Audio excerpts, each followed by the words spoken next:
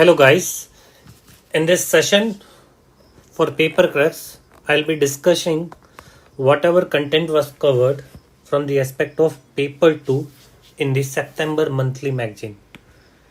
So again I'm repeating, this is for the month of the September Fact Plus magazine. Now before starting with my discussion, I would like to tell you few points. मैं आपको कुछ बातें बताना चाहूँगा कि हमारा discussion किसके around चलेगा. सबसे पहली चीज़, I will make you very clear at the out front, जो फैक्ट प्लस मैगजीन का जो कंटेंट है that is primary targeting your CSC mains preparation.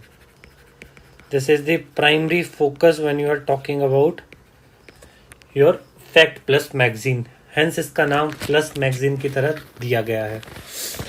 दूसरा point, how this discussion will be structured. There are 2 points in it. One is there will be a certain current event or a newspaper article which many times is often based on current event, उस पर ही based होता है. तो briefly आपको एक तो ये बता जाएगा कि what is given in this particular piece of information, right? उसका एक brief आपको दिया जाएगा. And second part will be its application part.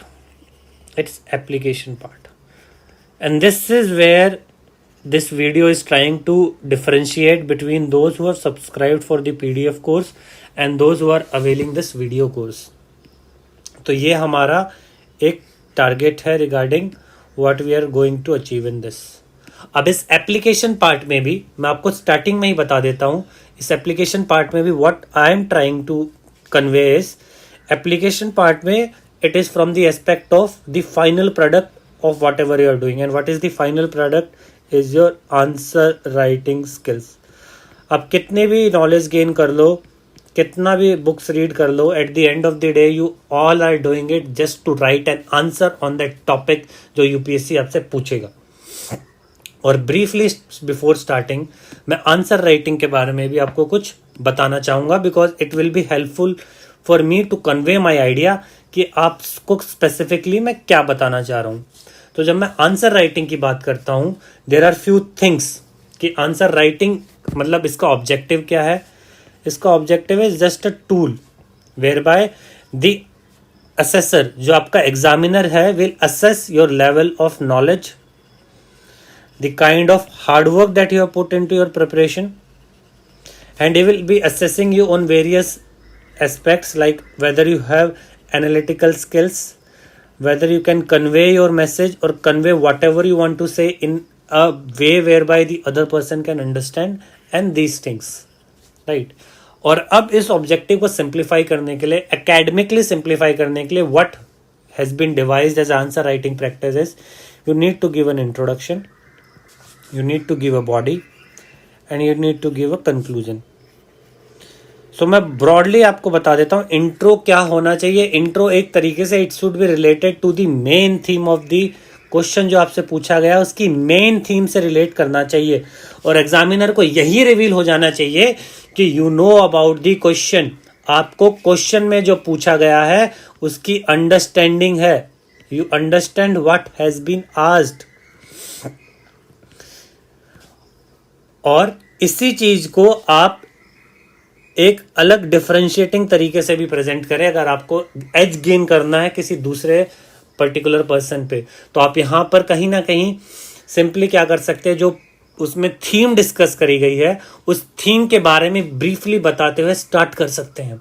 इसके बहुत सारे तरीके होते हैं. One could be the most easy way that you could define or you could identify the key concept which has been discussed in the question. ये आपका एक तरीका हो गया. दूसरा तरीका आपका हो गया कि आप उस पर्टिकुलर कंसेप्ट के अराउंड जो हाल फिलहाल में चीज हुई है और उससे रिलेट करते हो, that is what has taken place contemporarily, और what you have seen in recent years, और what is it status recently, उसको बताते हुए आप एक ब्रीफ बैकग्राउंड देते हुए स्टार्ट कर सकते हैं, राइट? और हम इस पर्टिकुलर एस्पेक्ट पे यहां पर फोकस कर रहे हैं कि how you can utilise this phenomena. Similarly when it comes to your body part पे मैं बाद में आऊंगा. First I will again target your conclusion. जब आप कंक्लूजन की बात करते हैं, conclusion is kind of giving your final remarks और योर फाइनल थॉट्स, आप क्या सोचते हैं, right. And this is where जो आप ऑफन समझते हो कि सुनते हो कि क्वेश्चंस थोड़े सॉल्यूशन ओरिएंटेड होने चाहिए, क्वेश्चन का जो आपका उत्तर हो थोड़ा ऑप्टिमिस्टिक होना चाहिए। This is where you can infuse optimism this and it should be solution oriented. And what is this solution here, आपके पर्सनल सॉल्यूशंस नहीं माने जाते एकेडमिक्स में। Your solution has to be something which you can relate or which you can authenticate, and this solution has to come from what? Recommendations of committees, recommendations of various commissions, or some findings of important reports in recent years, आप उनसे conclude कर सकते हैं। और optimism लाने का सबसे easy तरीका होता है, यू जस्ट टेल अबाउट कि इसमें क्या हो रहा है, इसका क्या स्टेटस है, गवर्नमेंट क्या स्टेप्स ले रही है, and from there on you can go about it, right. So ये मैंने आपको ब्रॉडली बताया। एंड बॉडी में अगर मैं आपको अगेन मैं बॉडी के बारे में बताऊं, सी बॉडी इज क्वेश्चन स्पेसिफिक। और जब मैं बॉडी की बात करता हूं, सबसे अच्छा होता है कि आप बॉडी को अभी सब पार्ट्स में तोड़ लें, break it into sub parts, break it into sub parts, theme 1, theme 2, theme 3, आप इस तरीके से उसको ब्रेक डाउन करके उसके ऊपर अपने पॉइंटर्स लिखिए। जो बॉडी वाला पार्ट है this will be more elaborative जब आप कोई आंसर राइटिंग प्रोग्राम करेंगे, राइट। और जो करंट अफेयर्स वाला प्रोग्राम है, current affairs is majorly helping you in terms of achieving what you have to achieve in your introduction और कंक्लूजन। इन दो चीजों पे मेजर फोकस रहेगा जब भी आप करंट अफेयर्स की बात करेंगे, राइट। तो again coming back to the course, specifically आपको कोर्स क्या बताएगा, course will be telling you what is the event that has taken place और आप इसका एप्लीकेशन कैसे कर सकते हैं in terms of your answer writing. See the major, यहां पर मैं एक बात और मेंशन करना चाहूंगा, there is no dearth of content of any type in UPSC preparation आज की डेट में। Only challenge that you are having is in terms of आपने जो पढ़ा आप उसको अप्लाई कैसे करेंगे, आप उसको अपने उत्तर में कैसे दिखाएंगे, right. So now moving ahead with the discussion. अब मैं डिस्कशन स्टार्ट करूंगा फॉर दी पार्ट 2, राइट। अब आ जाइए, जैसे मैंने आपको कहा ब्रीफली मैं आपको इसके बारे में बताऊंगा and then I will be telling its application. सबसे पहला topic is relating to your fundamental rights. इसमें बहुत अनलाइकली होगा कि आपको किसी एक इश्यू को पकड़ते हुए क्वेश्चन दिया जाएगा, तो क्वेश्चन अगर आएगा तो that will be broad on fundamental rights, और ये क्वेश्चन जनरली आपके स्टैटिक के कंसेप्ट को पूछते हुए आएगा। तो आपको अपनी स्किल्स यूज करते हुए जो आपने न्यूज में पढ़ा है उनको अप्लाई करते हुए दिखाना है। जैसे आपका पहला है, पहले में सबसे इंपॉर्टेंट हो गए 2 जजमेंट के नाम। जजमेंट क्या कहता है, Sanjay Chandra versus CBI judgment, it says bail is only to secure the appearance of the accused and it is neither punitive nor preventive, right? This is very important. अगर आपको bail के बारे में कोई पूछे what is your idea on bail, you can quote this judgment and give this opinion. Second is the Arnesh Kumar versus State of Bihar judgment, जहाँ पे even it's relied on the law commission's report and it warned against arbitrary arrest and detention. तो अगर आपके bell के बारे में आपसे कोई ओपिनियन पूछेगा, your opinion should be this. Second is about preventive detention. Preventive detention में एक इंपॉर्टेंट अपडेट क्या है, it has seen a rise of about 23.7% compared to the year before. तो आप ये बता सकते हो, नेशनल क्राइम रिकॉर्ड ब्यूरो कहता है कि you have scene rise in the cases of preventive detention and you need not remember the exact figure, you can always say that approximate 25% rise. This is another thing which I would like to tell you कि जो आप figures की अगर आप बात करते हो, it is not important कि आप उसको एग्जैक्टली उसके परसेंट पॉइंट्स के साथ रिकॉल करें। आप अप्रॉक्सीमेटली, मोस्ट लाइकली, अप्रॉक्सीमेटली ये चीजें आप यूज करके अपने आंसर्स को, अपने बर्डन को कम कर सकते हो आंसर्स की, मतलब रादर देन सेइंग आंसर्स को। नेक्स्ट इज सेडिशन की अगर आप बात करें, the same report says that you are having around 76 sedition cases, और जिसने बताया मोर और less they are hovering around us, and but in recent years you have seen a significant rise. तो आप इसी इंफॉर्मेशन को दिखाने के लिए you can use the histograms also, right. आप हिस्टोग्राम्स कैसे, जैसे मान लो मैंने ये इन्फॉर्मेशन बताई, आप ऐसे दिखा सकते हैं इसको कि there were 30 cases in 2015 and now there are around 75 cases in 2022। आप ऐसे भी दिखा सकते हैं। और आप अगर बीच का भी अगर आप इसका पैटर्न बना सके, well and good, right, but need not remember all the data points exactly. Histogram आपको ये फ्लेक्सिबिलिटी भी प्रोवाइड करेगा कि आपको सारे डेटा पॉइंट्स याद नहीं करने पड़ेंगे। अब आ जाइए इसके एप्लीकेशन पार्ट पे। This is what has been given in the news items. अब इसके एप्लीकेशन पार्ट पे अगर आप देखें तो जैसे मैंने आपको कहा कि क्वेश्चन ब्रॉड आएगा। मान लो क्वेश्चन आएगा what is the status of fundamental rights in India, right, और how you can, it will be something according to, it will be something like, most probably ऐसा कुछ क्वेश्चन आएगा कि फंडामेंटल राइट्स का क्या सिग्निफिकेंस है and why do you think fundamental rights is a unique preposition of the Indian constitution.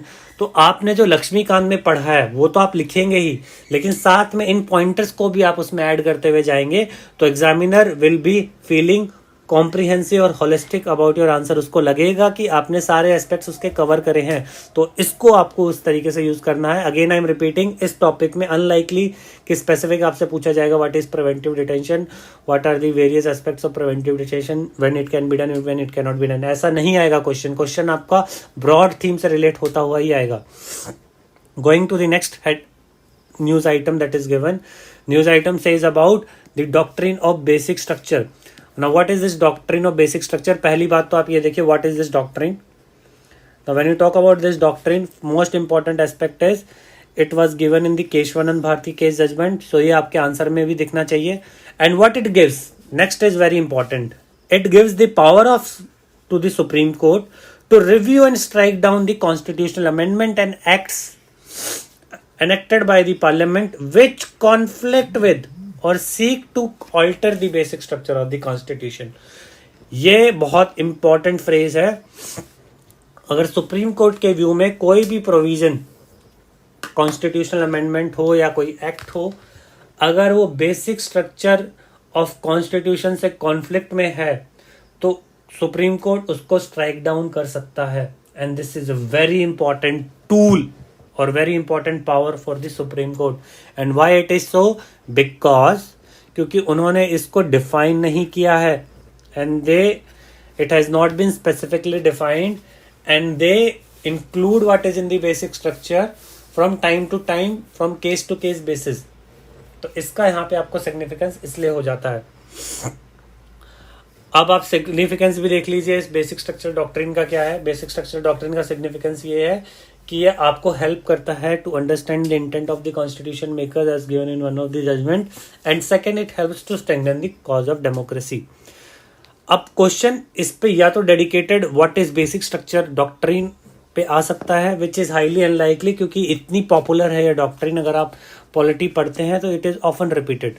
Otherwise आपको ये innovative तरीके से अपने आंसर्स में यूज करना पड़ेगा, खासकर आपके GS4 के आंसर में और खासकर आपके एसए के आंसर में, जहां पर आप कहीं ना कहीं इस बेसिक स्ट्रक्चर डॉक्ट्रिन को मेंशन करते हुए अपने टॉपिक से रिलेट करते हुए कुछ चीज लिख सकते हैं, right. Now coming to the next theme that is law and religion. इसका कंटेक्स्ट आप देख लीजिए, क्यों ये न्यूज में रहा है। न्यूज में इसलिए रहा है क्योंकि there has been the Karnataka high court has upheld the ban of the use of hijab by students in Karnataka. This is the news item. इसके अलावा you need not know go into the depth कि कब क्या हुआ। आपको इसकी ball by ball commentary में नहीं जाना है कि हिजाब इस पूरे में क्या हुआ है, और ना ही इससे इमोशनली अटैच होना है। This is very important. You need not attach yourself emotionally, right. This is I am giving a very pragmatic view. Emotional attachment मतलब अपने ओपिनियंस, अपने खुद के opinions which are mostly biased, उनको ऐसे इश्यूज में मत रखिएगा, क्योंकि पहली बात यूपीएससी उस टाइप के क्वेश्चन पूछती नहीं है। अगर वो पूछ भी लेती है and if you are at the wrong side of your opinion and specially during your interview, you will be at a great danger. तो आप ऐसे क्रिटिकल इश्यूज पे just know about what the constitution says, what the court says, and if at all you are having your own opinion, try to avoid it mentioning it. इतना मेरे को आपको इस पे राय रहेगी। अब इसमें दो इंपॉर्टेंट चीजें मेंशन हुई हैं, there is essential religious practice और दूसरा बोला है principle of anti exclusion. Essential religious practice क्या कहता है? इट सेज दैट जो practices which are essential and integral to religion उनको प्रोटेक्ट करेगा अपना कॉन्स्टिट्यूशन या फिर फंडामेंटल राइट्स, और ये कहां पर दिया गया था? इन सिरूर मठ केस। अब इंपॉर्टेंट ये है कि again this essential and integral practices of religion they are again determined case to case basis, जैसे डॉक्ट्रिन ऑफ बेसिक स्ट्रक्चर में केस टू केस बेसिस पर आप बताते हैं, सिमिलरली हेयर ऑल्सो आप केस टू केस बेसिस पे आप उसको बताते हैं। नाउ मूविंग अहेड, अब अगले जो इंपॉर्टेंट टर्म इसमें मेंशन्ड है प्रिंसिपल ऑफ एंटी एक्सक्लूजन। अब ये प्रिंसिपल ऑफ एंटी एक्सक्लूजन क्या कहता है? You can read about the background जो आपको राइटअप में दिया है। इट सेज दैट अगर कोई एक religious practice is trying to exclude an individual in a manner जो उसकी डिग्निटी को हैम्पर करेगा या उसकी basic rights to access basic goods को हैम्पर करेगा, तो जो कॉन्स्टिट्यूशन की लिबरल वैल्यूज हैं they will have an overarching over the freedom of religion. ये दोनों इंपॉर्टेंट है। अब ये इंपॉर्टेंट कैसे हैं? क्योंकि एक तो ये दोनों ही कंसेप्ट इंपॉर्टेंट है अगर आपको इंडिया में सेकुलरिज्म को समझना है या फिर इंडिया में स्टेट के रिलेशन को रिलीजन के साथ अगर आपको समझना है। दूसरा इंपॉर्टेंस यहाँ पर इसलिए है क्योंकि इस टाइप के क्वेश्चन डायरेक्टली पूछे भी गए हैं। अगर आप कॉन्स्टिट्यूशनल मोरालिटी के क्वेश्चन की बात करें, this has been asked in 2019, 2021 and even it had some kind of place in 2020 exam. और ये सारा टर्म कहां से आया था? जब एक जजमेंट आई थी सबरीमाला की, in that one of the जजेस has mentioned about this term constitutional morality, और वहां से यूपीएससी ने इंस्पायर होकर क्वेश्चन पूछा है। ऐसे ही हो सकता है कि आपको इस टर्म से इंस्पायर होकर क्वेश्चन आपसे पूछा जाए, तो आपको सबसे पहले आपकी क्लैरिटी रखनी है कि इस पर्टिकुलर फ्रेज का या टर्म का क्या मतलब है और उसको अपने आंसर में उसी तरीके से यूज करना है। सेकेंडली, जब भी आपके सेकुलरिज्म की बात करी जाए, सबसे पहले अपने जैसे सेकुलरिज्म का इसी के नीचे है, सेकुलरिज्म वाले पॉइंट में क्या लिखा है? India believes in positive secularism and tolerance of all religious faiths as oppose to negative secularism in other countries. देखो, अब सेकुलरिज्म की अगर बात आती है तो आपको अपने जो कॉन्स्टिट्यूशन के आर्टिकल्स है वो पता होना चाहिए, उसमें क्या मेंशन्ड है वो बात पता होनी चाहिए। ये पॉजिटिव सेकुलरिज्म का टर्म आपको क्लियर होना चाहिए, जो मैं भी आपको बताता हूँ। उसके बाद आपको डॉक्ट्रिन ऑफ एसेंशियल प्रैक्टिसेस पता होनी चाहिए, then principle of anti exclusion भी पता होना चाहिए। ये सारी चीजें अगर आप एक साथ बताते हैं एग्जामिनर को, examiner will understand that you are having a perfect view which is required for UPSC for the aspect of the topic of secularism, right? अब आ जाते हैं बात इन positive secularism. This is like I'll just try like to mention here, otherwise purely static का ही topic है ये। जब आप positive secularism की बात करते हैं, पॉजिटिव और नेगेटिव कंसेप्ट की अगर आप बात करते हैं, राइट, अगर आप पॉलिटी के एस्पेक्ट से अगर आप देखेंगे, पॉजिटिव का मतलब है it tries to enable something, ये कुछ चीज़ों को फॉस्टर करता है या कुछ चीज़ों को होने में हेल्प करता है। नेगेटिव का है कि it tries to restrict certain aspects, कुछ चीज़ों से आपको बचाता है या प्रोटेक्शन देता है, right. This is what do you mean bye positive and negative. अगर मैं सेकुलरिज्म के एस्पेक्ट में आपको समझाऊं तो पॉजिटिव का मतलब होगा कि जो इंडियन कॉन्स्टिट्यूशन है वो आपको अपनी रिलीजन को प्रैक्टिस करने के लिए एनेबल करता है।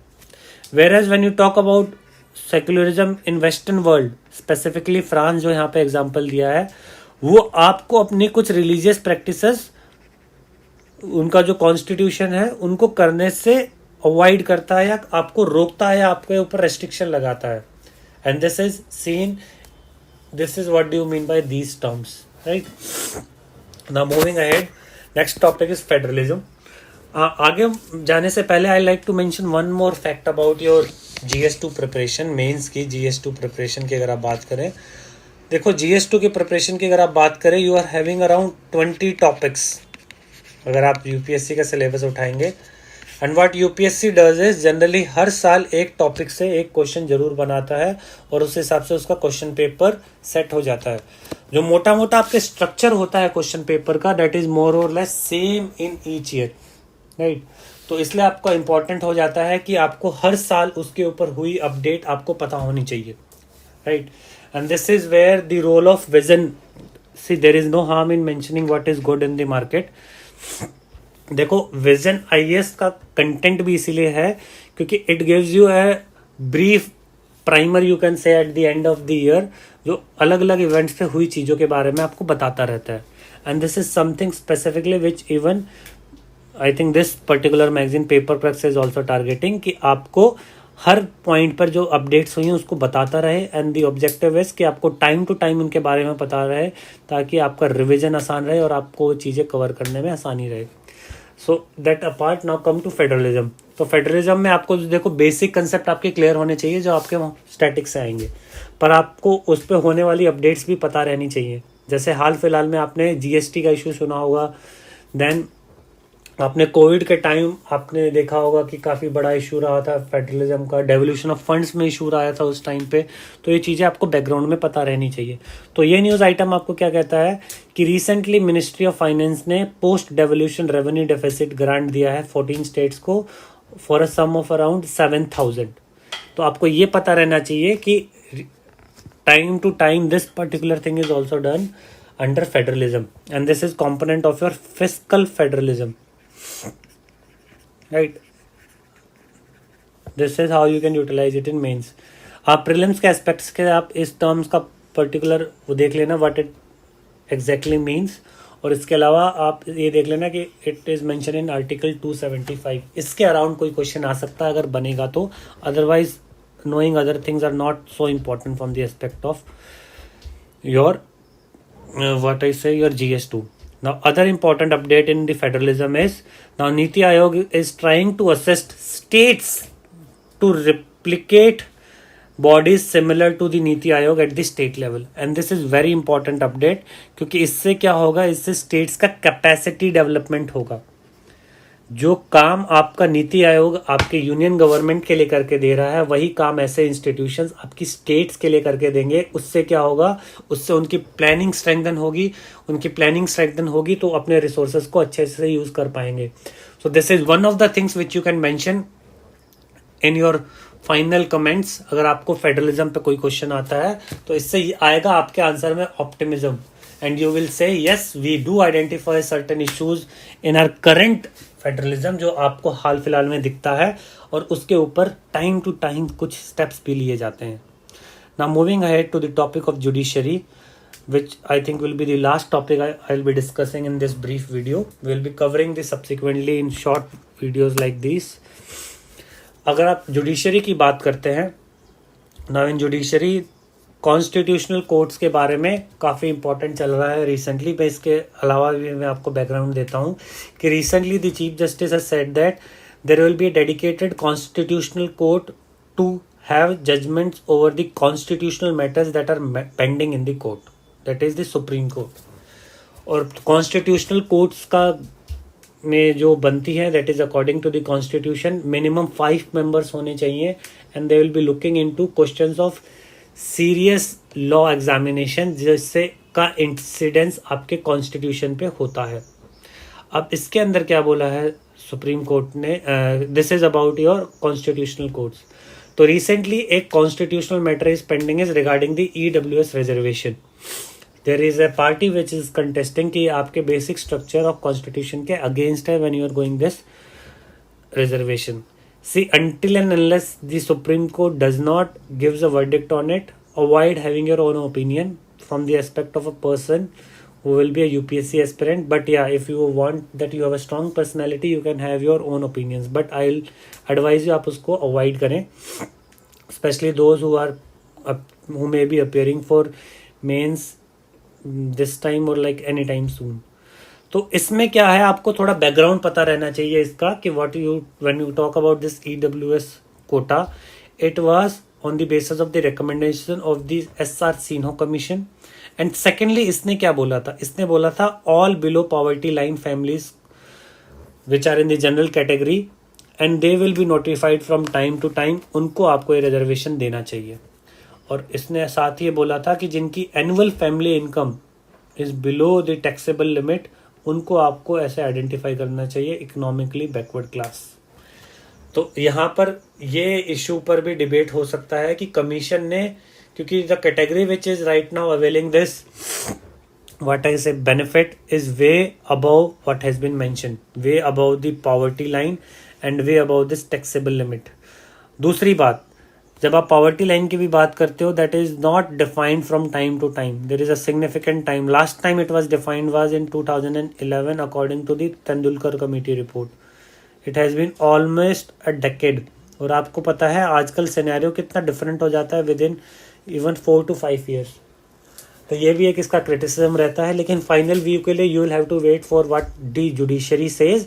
और जो जुडिशरी अपनी जजमेंट में जो उसकी रीजनिंग देगा, that becomes important for us, because when you are writing any answer आपको रीजनिंग साथ में लिखना पड़ेगा. So this was briefly about what we have discussed till now. We will continue with further. Like I don't want to burden you with so many things at one go. इसलिए I had discussed only till this point. In subsequent that we will be discussing further also. Okay, thank you.